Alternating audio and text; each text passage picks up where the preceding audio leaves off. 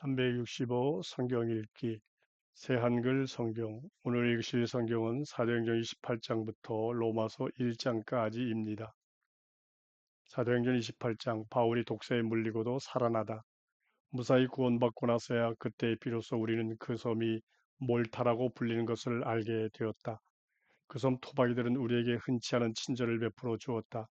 그들은 불을 피우고 우리 모두를 따뜻이 맞아주었던 것이다. 비가 내려 추웠기 때문이다. 바울이 마른 나무를 하나를 모아서 불 위에 올려놓았다. 그때 독사가 뜨거운 기운 때문에 기어나왔고 바울이 손을 꽉 물었다. 토박이들이 보니 그 짐승이 바울의 손에 매달려 있었다. 그래서 그들은 서로 말했다. 확실히 이 사람은 살인자예요. 그가 바다에서는 무사히 구원받았지만 디케가 그를 살려두지 않는군요. 그러나 바울은 그 짐승을 불 속에 떨어내버리고 아무런 나쁜 일도 겪지 않았다. 한편 토박이들은 바울의 몸이 곧 부어오르거나 바울이 갑자기 쓰러져 죽을 것이라고 예상하고 있었다.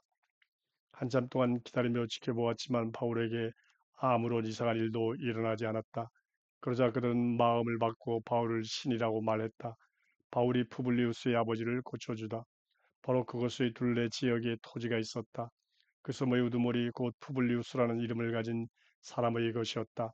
그는 우리를 자기 집에 맞아들여 3일 동안 친절하게 손님으로 대접해 주었다. 그런데 푸블리우스의 아버지가 열병과 배앓이 전염병에 걸려 더러눕게 되는 일이 일어났다. 바울이 푸블리우스의 아버지한테로 다가가서 기도해주고 그에게 손을 얹어 낫게 해 주었다. 이런 일이 일어나자 그 섬에 있는 다른 아픈 사람들도 찾아와서 고침을 받았다. 그들은 많은 선물로 우리에 대한 존경을 표시했고 배 타고 떠날 때에는 필요한 것들을 챙겨 주었다. 바울 일행이 로마에 도착하다. 3개월 뒤에 우리는 그 섬에서 겨울을 보낸 배를 타고 떠났다. 알렉산드리아 배로 디오스쿠로이라는 이름이 표시되어 있었다. 시라쿠스에 닿은 뒤에 3일을 머물렀다. 거기서부터 닻을 걷어올려 레기움에 닿았다. 하루가 지나니 남풍이 불어왔다. 둘째 날에 우리는 포티올리로 갔다. 거기서 우리는 형제 자매들을 만났고 그들 집에 초대를 받아 7일을 머물렀다. 이렇게 하여 우리는 로마에 왔다. 거기로부터 형제 자매들이 우리에 대한 소식을 듣고 우리를 맞으러 아퓨스 광장과 트레이스 타베르나이까지 왔다. 바울이 그들을 보고서 하나님께 감사드렸고 용기를 얻었다.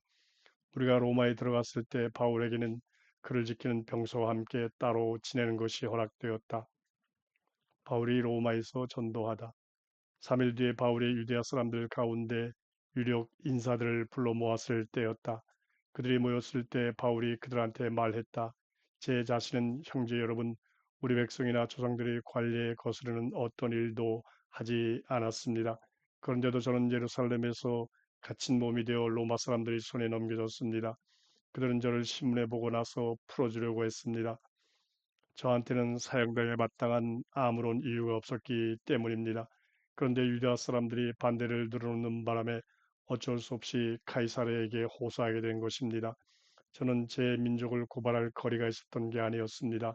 이런 까닭에 저는 여러분을 뵙고 말씀을 나누려고 모셨습니다.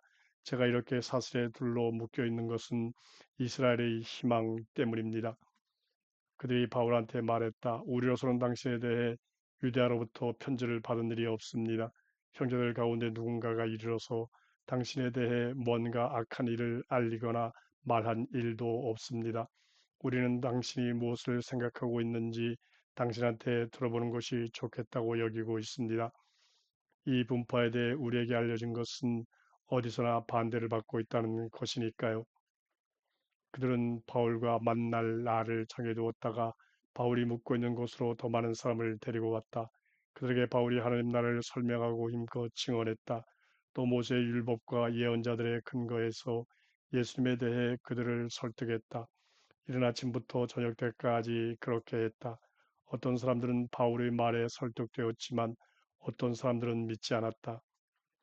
그들은 서로 같은 목소리를 내지 못하고 있다가 흩어졌다. 그러기 전에 바울이 이 한마디 말을 했다. 성령님이 예언자 이사야를 통해서 여러분이 조상들한테 잘 말씀하셨습니다. 이렇게 말씀하셨지요. 이 백성한테 가서 말해라. 당신들은 듣고 또 듣겠지만 절대로 깨닫지 못할 것이요. 당신들은 보고 또 보겠지만 절대로 알아보지 못할 것이요. 이 백성의 마음이 둔해졌고 귀로 듣는 것이 느려졌고 눈을 감아버렸기 때문이다.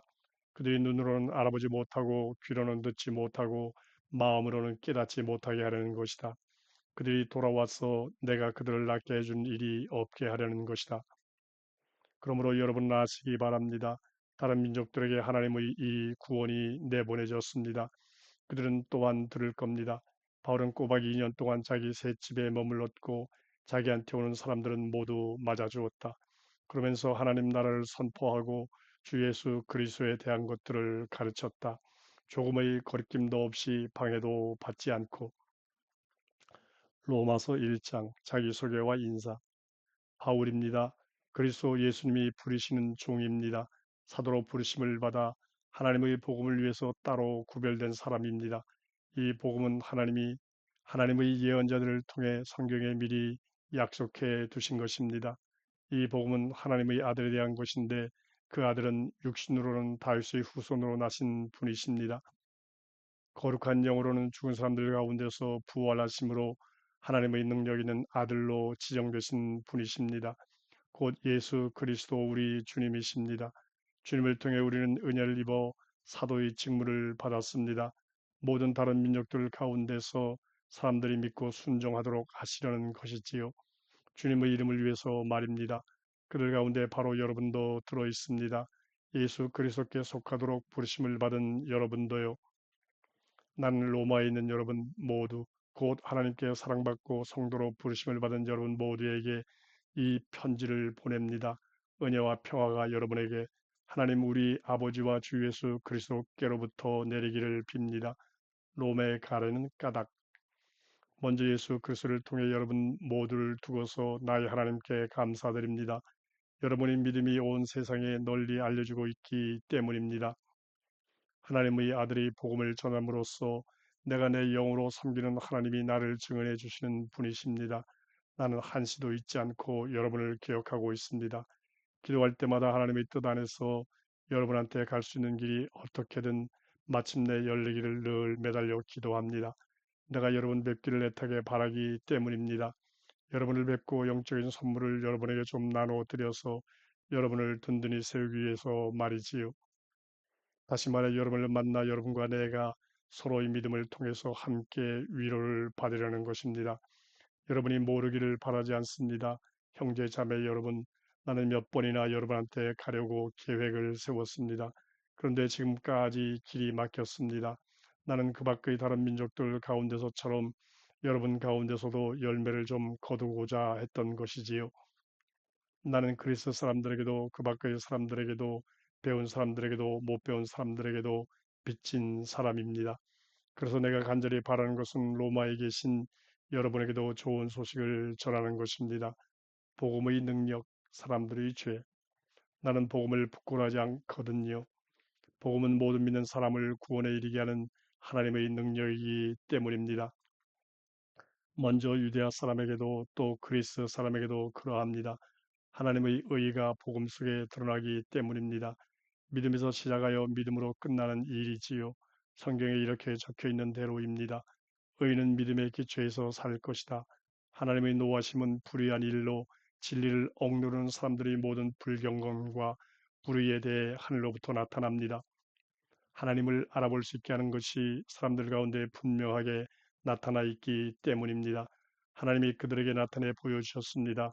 하나님의 보이지 않는 속성들, 곧 하나님의 영원한 능력과 신성하심이 이제 분명히 보입니다. 그것들이 세상이 창조된 뒤로는 창조물들을 통해 이해되기 때문입니다. 그래서 사람들에게는 변명할 여지가 없습니다. 그들은 하나님을 알면서도 하나님을 하나님으로 높여 영광을 돌리지도 않았고 감사를 드리지도 않았습니다. 오히려 그들은 덧없는 생각에 빠졌고 그들이 깨닫지 못하는 마음은 어두워졌습니다. 자기들은 지혜롭다고 큰소리 치지만 바보가 되어버렸습니다. 썩어 없어지지 않으시는 하나님의 영광을 덧없이 썩어 없어질 사람과 새와 네 발 짐승과 기어다니는 짐승의 모양으로 바꾸어 놓았습니다. 그래서 하나님은 그들을 자기네 마음에 품은 욕망에 넘겨주어 더러운 짓에 빠지게 두셨습니다. 그래야 그들은 자기네 몸을 서로 욕되게 했습니다. 그들은 하나님의 진리를 거짓으로 바꾸어 놓았고 창조하신 분 대신 창조된 것을 숭배하고 섬겼습니다. 창조주는 영원토록 찬양받으실 분이십니다. 아멘.